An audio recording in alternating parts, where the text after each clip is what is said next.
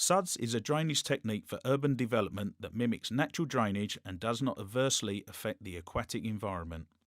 By mimicking natural drainage, SuDS aim to reduce surface water flooding, improve water quality, and enhance the amenity and biodiversity of the environment.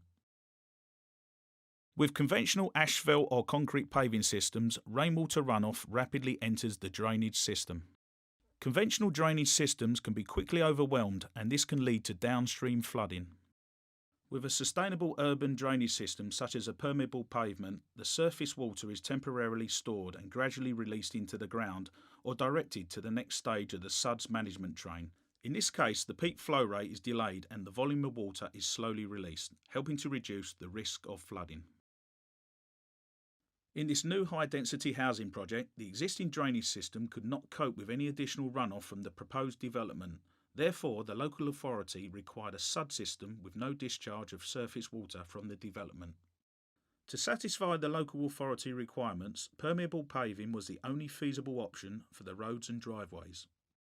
SuDS mimics natural drainage by lowering flow rates, increasing water storage capacity, and reducing the transport of pollution to the water environment. Traditional drainage systems allow harmful pollutants to be flushed directly into the drainage system.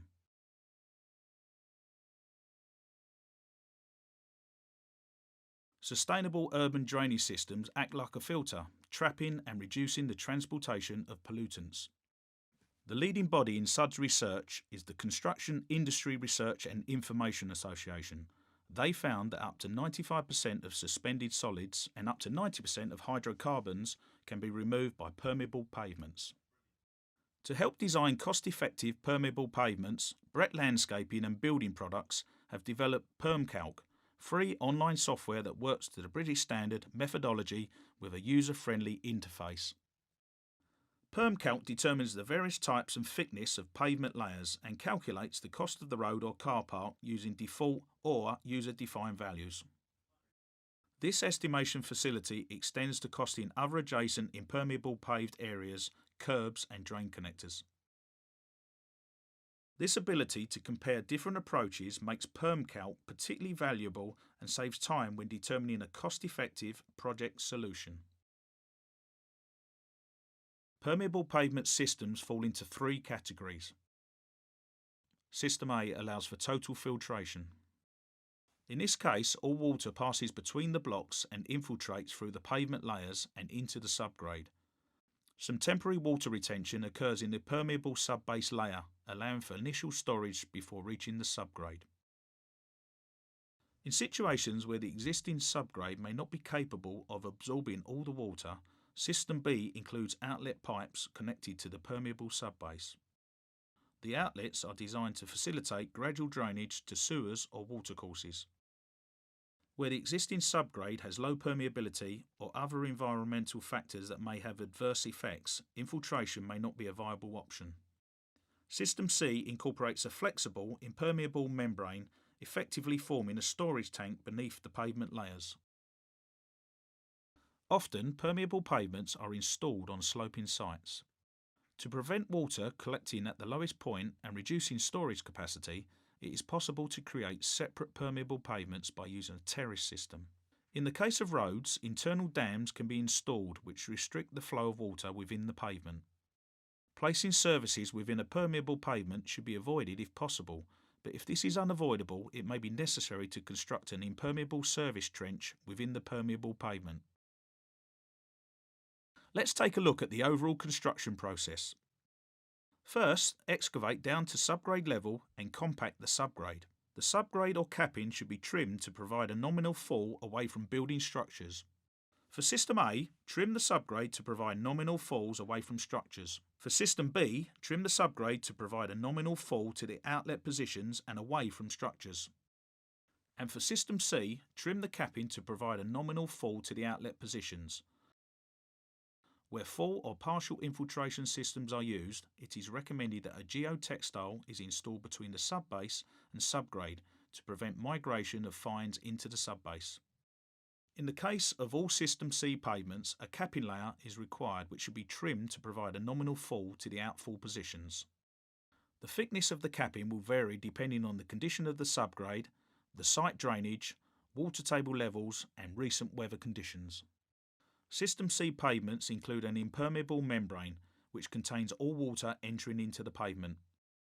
To avoid damage to the membrane when installing System C pavements, it may be necessary to provide a smooth surface by either blinding the capping with fine aggregate or installing a geotextile. The aggregate used for the subbase is described as 4 to 20 coarse graded aggregate. The aggregate must have particular properties. It must have a void ratio of at least 30% to provide water storage, and the stone size should fall between 4 and 20 mm. In addition, the stone must be angular, allowing a greater interlock and produced from hard, durable rock to withstand high point loading. Depending on the design, the coarse graded aggregate should be laid in 100 to 150 mm layers and compacted using a medium-sized roller with little or no vibration.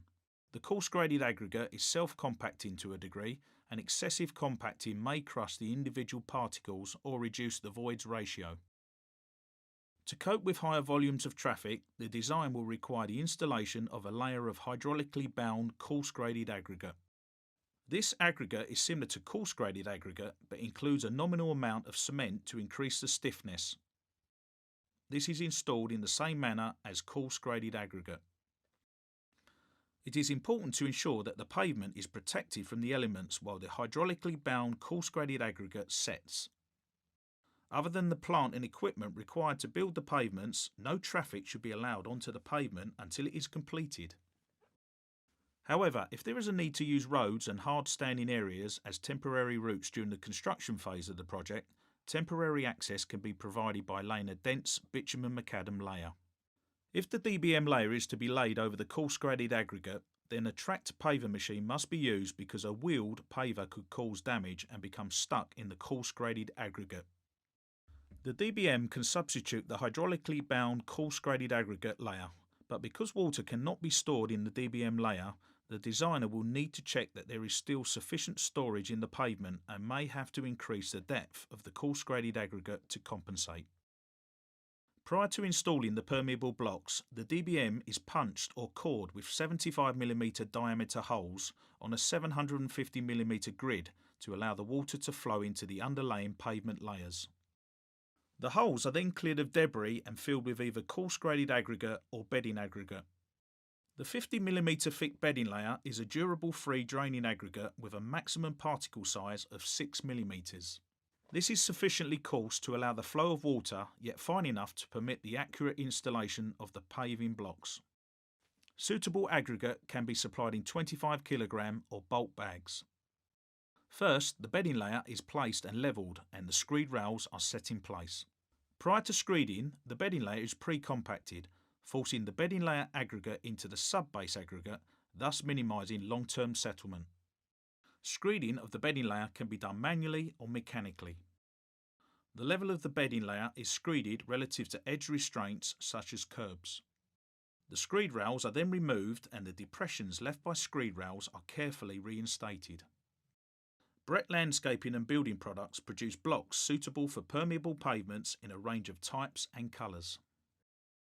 Some types of blocks can be supplied for machine laying, but they are usually laid by hand in a herringbone pattern. When laying blocks in this way, you may need to make cuts to complete the paving surface. Use a manual block cutter to cut these blocks. The blocks are then set into the bedding layer with a suitable plate compactor. Prior to compacting, be sure to remove any debris and sweep the area clean. At this point, the pavement is inspected for the correct joint spaces, alignment and lipping. Any defects are corrected before the joint aggregate is applied. Once checks and corrections have been completed, the joint aggregate is spread and swept into the joints. The aggregate used is the same as the bedding aggregate. Using a plate compactor, the aggregate is then compacted into the joints. During this process, it will be necessary to top up the joints with additional aggregate and recompact. A final inspection is carried out and where necessary, corrections are made. All that remains is to sweep the surface clean and hand the site over to the client.